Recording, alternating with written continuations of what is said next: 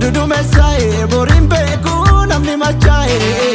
kanaafan si barbaacha mankarara natis natti fidde nama lahara nattu dabalte yaara kanaafan si barbaacha mankarara natis natti fidde nama lahara nattu dabalte yaara